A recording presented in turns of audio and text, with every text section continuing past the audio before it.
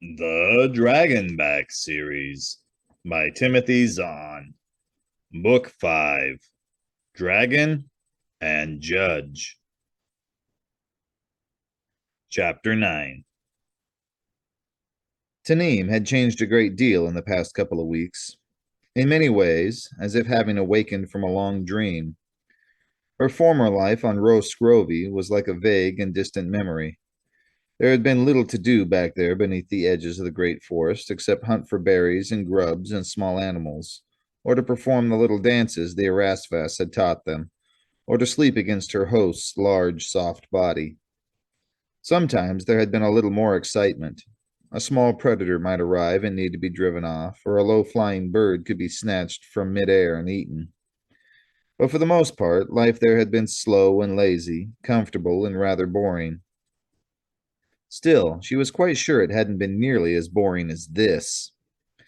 Allison wouldn't let her get very far away, for one thing. That was reasonable, Tanim supposed, since they didn't know when any of the bad people aboard might decide to come into their room. But it meant she had to either rest on Allison's skin or else follow the girl around like a baby Lisling. Allison didn't talk to her very much either. Partly, again, that was because she didn't want anybody suddenly opening the door to hear her talking to a room that was supposed to be empty. Tanim could understand that, too. But mostly it was because Allison was spending most of her time with her pack of tools and with the pieces of paper from the bag she'd brought from the safe on Semaline. Sometimes Tanim tried looking over Allison's shoulder as she studied the papers, but most of the written ones were in a type of writing Dracos hadn't yet taught her, while the pictures were of places and people of which she had no knowledge. It didn't seem as if Allison understood much of it either. All she ever did was scowl at the notes and pictures or lay them out on different parts of the room's low table. Sometimes she gathered them all together again and sorted them out into a different order. It was on the fifth night of their journey when the routine suddenly changed. Allison had been asleep for nearly 2 hours, and Tanim was dozing lightly against her skin when across the room the door quietly slid open. Instantly, Tanim went still, as Dracos and Jack and Allison had all warned her to do whenever others were around. The blankets were pulled up around Allison's chin, blocking any chance for Tanim to see what was happening. But she could hear just fine, and as Allison's slow breathing continued unchanged, she heard two of the bad people go across the room to the table. There was a soft shuffling of papers, and then they went back to the door again. It closed behind them, and they were gone. Tanim counted slowly to 20, the way Dracos had taught her. Then she eased herself off Allison's skin and slid out from beneath the blankets onto the floor at the side of the bed. The bad people were gone. So were all the papers Allison had been studying. Tanim's first impulse was to wake the girl and tell her the bad news. But she knew that wouldn't do any good. Early on in the trip, Allison had discovered that the room's door was locked from the outside, and now that the bad people were gone, there was no way for her to chase after them. She should have awakened Allison as soon as they had come in, she realized glumly. Now the papers were gone, with no way to get them back. At least, no way for Allison to do it. Tanim tilted her long neck to look up. Along the wall, just below the ceiling, was a rectangular grill covering an opening through which cool, fresh air flowed into the room. Allison had said the opening was part of a whole series of passages called ducts.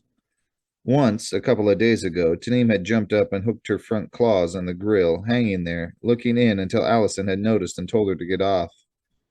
The duct had been dark, but Tanim was positive she could fit in there just fine. If she could find where the men had taken the papers, maybe she could get them back. And best of all, inside all those ducts, no one would see her. She could do this without breaking any of Allison's rules. The first task was to remove the grill. Fortunately, she had noticed while she was hanging there that time that the plate was held by four connecting devices called bolts, one in each corner.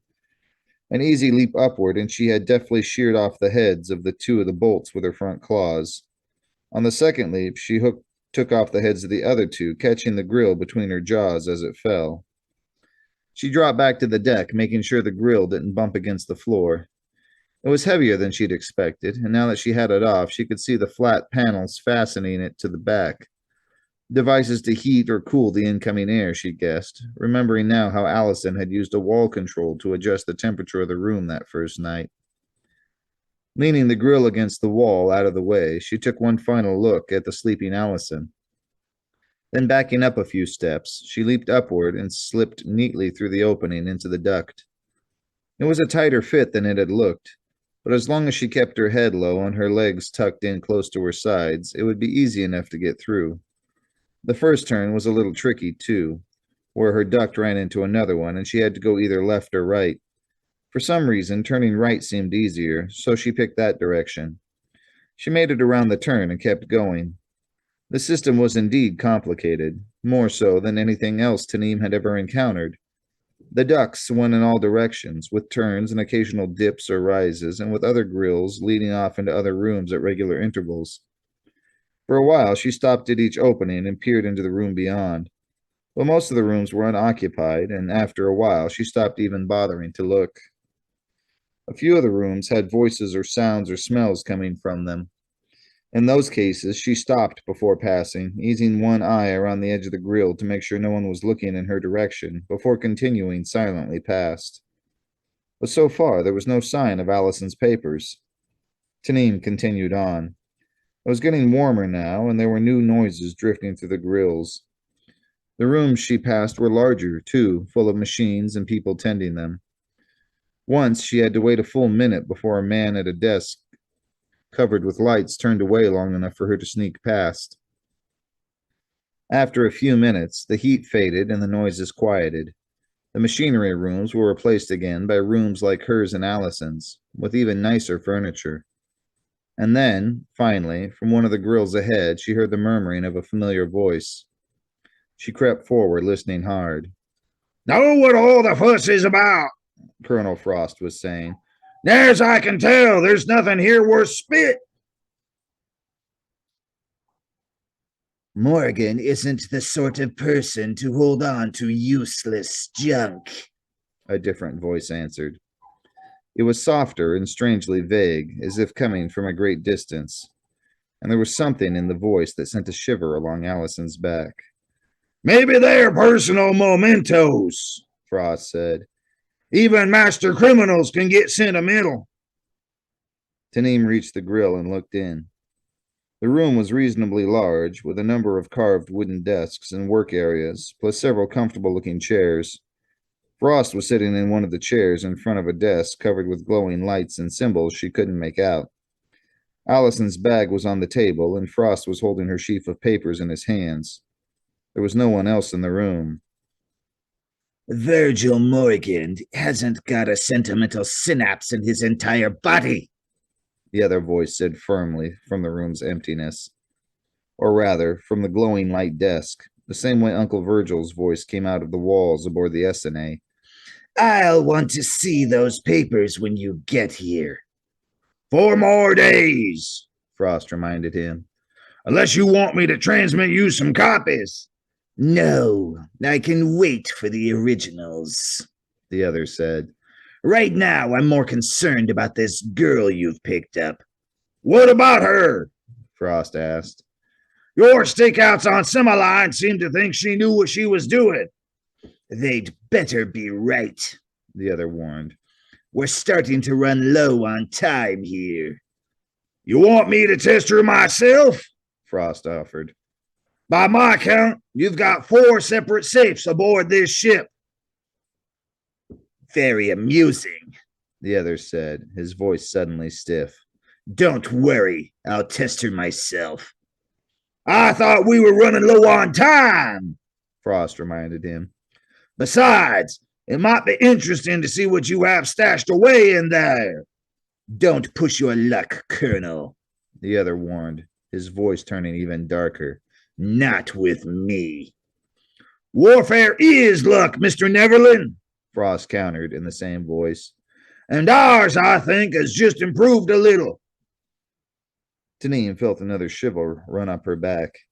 Mr. Neverland, the man Jack and Dracos had told her about. No wonder his voice had chilled her the way it did. "We'll see, Colonel," Mr. Neverland said softly. Just remember that it's our luck, not just yours.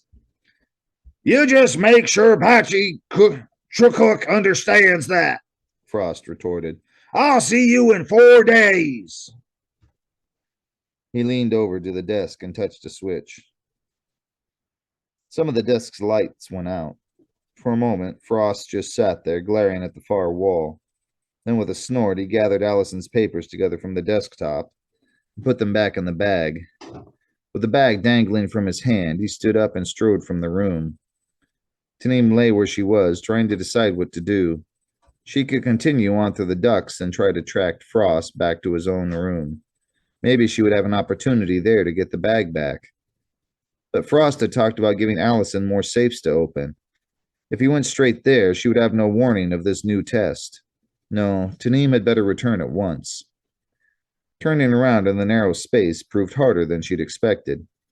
After a few failed attempts, she hit on the plan of going to the next duct, turning into it, backing up, then turning again into her original duct. Taking care to move silently, she headed back. She'd gone perhaps half the distance when she suddenly realized that the scents coming from the grill directly ahead weren't ones that she'd smelled before.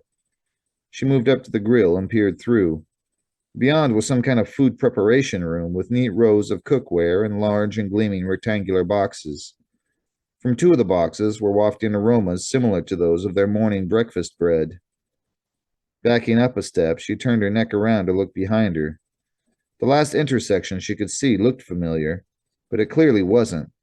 Somehow, amid all the ducts and cross ducts and grills and risers, she'd taken a wrong turn. She was lost. Completely and thoroughly lost.